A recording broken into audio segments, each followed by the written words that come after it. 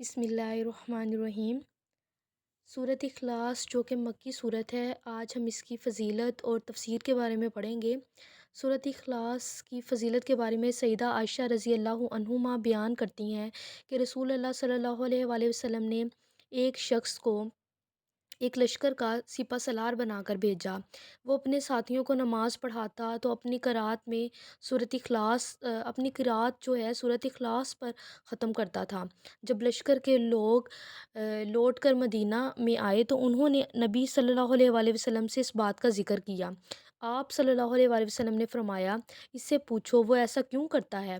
لوگوں نے پوچھا تو اس نے کہا، یہ سورۃ رحمان کی صفت ہے، لہٰذا میں اس بات کو پسند کرتا ہوں کہ اسے پڑھوں۔ رسول اللہ صلی اللہ علیہ وآلہ وسلم نے فرمایا، اس سے کہہ دو کہ اللہ بھی اس سے محبت رکھتا ہے۔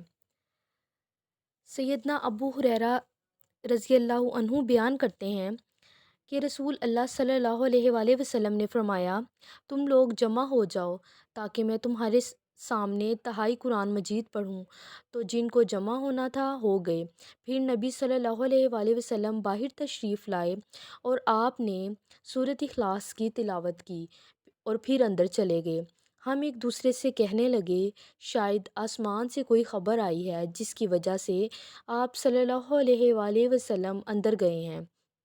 لیکن کچھ دیر بعد آپ صلی اللہ علیہ وآلہ وسلم باہر آئے اور آپ صلی اللہ علیہ وآلہ وسلم نے فرمایا، میں نے تم سے کہا تھا کہ تمہارے سامنے تہائی قرآن پڑھوں گا، تو خبردار ہو جاؤ، یہ سورت تہائی قرآن کے برابر ہے، یعنی سورت اخلاص۔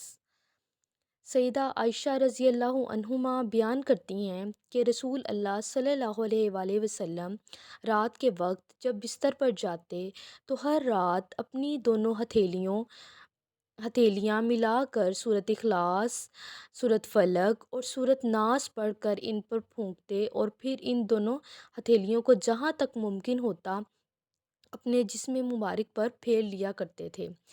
آپ صلی اللہ علیہ وآلہ وسلم اپنے سر اور چہرے پر ہاتھ پھیرتے اور پھر اپنے سامنے کے جسم پر ہاتھ پھیرتے اور 3 مرتبہ اسی طرح کرتے۔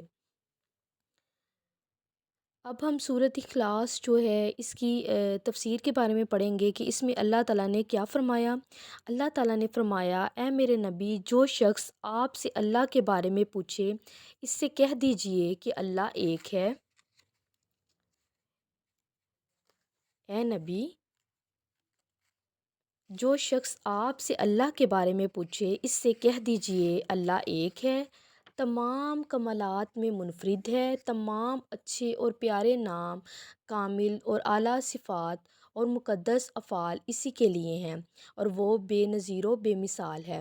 سب کی حاجتیں وہی پوری کرنے والا ہے، اس کے در کے سوا کوئی در نہیں۔ سب اسی کے محتاج ہیں اور وہ کسی کا محتاج نہیں، اس لیے کہ وہ اپنی صفات میں کامل ہے۔ اس کا علم ہر چیز کو محیط ہے، اس کا حلم اس کے غضب پر غالب ہے، اس کی رحمت ہر چیز کے لیے عام ہے۔ اسی طرح وہ اپنی تمام صفات میں کامل ہے، اس میں کوئی نقص و عیب نہیں، نہ اس نے کسی کو جنا ہے اور نہ اس کو کسی نے جنا ہے، نہ اس کا کوئی مد مقابل ہے اور نہ کوئی اس جیسا ہے، اس لیے صرف وہی عبادت کا مستحق ہے، یعنی حقدار ہے، اس کے علاوہ کوئی بھی کسی بھی عبادت کا سزاوار نہیں۔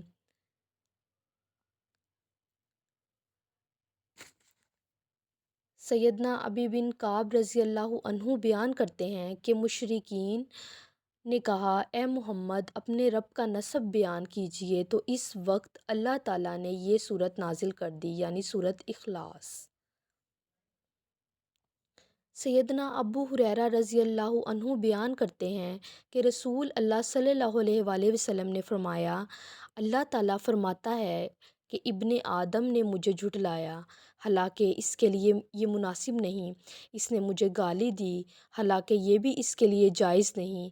اس کا مجھے جھٹلانا تو یہ ہے کہ وہ کہتا ہے، جس طرح پہلی بار اللہ نے مجھے پیدا کیا ایسے ہی پھر نہیں لوٹائے گا، حالانکہ میرے لیے اسے دوبارہ پیدا کرنا اس کے پہلی مرتبہ پیدا کرنے سے زیادہ مشکل نہیں۔ اس کا مجھے گالی دینا یہ ہے کہ وہ کہتا ہے کہ اللہ کی اولاد ہے، نعوذ باللہ، حالانکہ میں تنہا ہوں، میں بے نیاز ہوں، نہ میری اولاد ہے، نہ میرے ماں باپ اور نہ مجھ جیسا کوئی اور۔ سیدنا ابو موسیٰ اشعری رضی اللہ عنہ بیان کرتے ہیں کہ رسول اللہ صلی اللہ علیہ وآلہ وسلم نے فرمایا، اللہ تعالیٰ سے بڑھ کر تکلیف دہ باتیں سن کر صبر کرنے والا اور کوئی نہیں۔ لوگ اس کی اولاد بناتے ہیں اور وہ پھر بھی انہیں عافیت و تندرستی عطا فرماتا ہے اور انہیں رزق دیتا ہے۔